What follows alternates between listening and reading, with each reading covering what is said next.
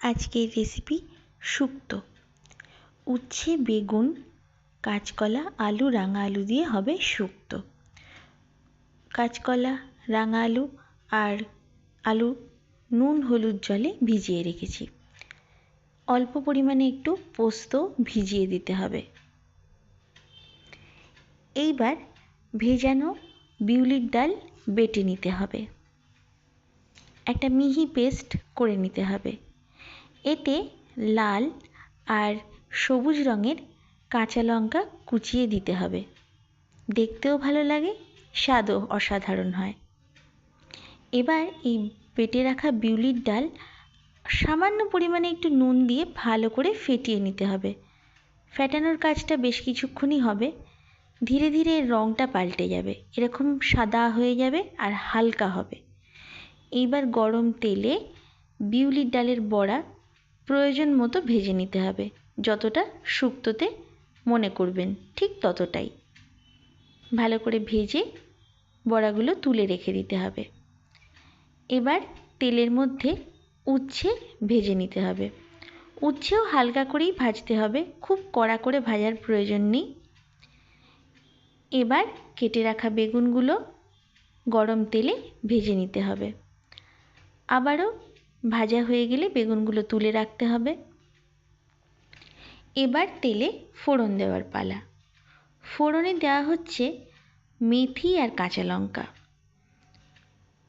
গরম তেলে দিতে হবে, কিন্তু মেথি যেন পুড়ে না যায়।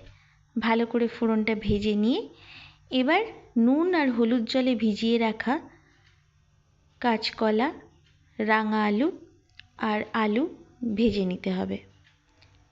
ভাজার সময় সামান্য একটু নুন দিতে হবে।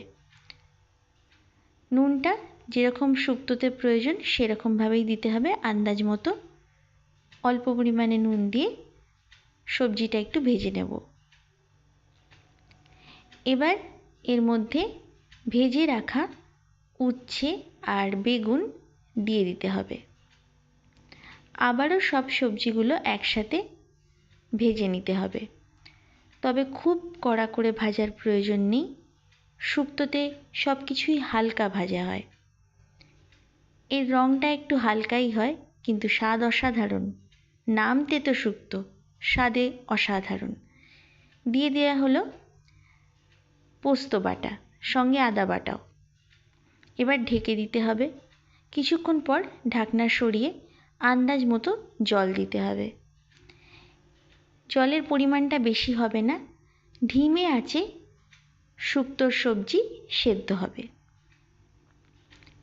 ভালো মতো সেদ্ধ হয়ে গেলে এতে আগে থেকে ভেজে রাখা বিউলির ডালের বড়াগুলো দিয়ে দিতে হবে।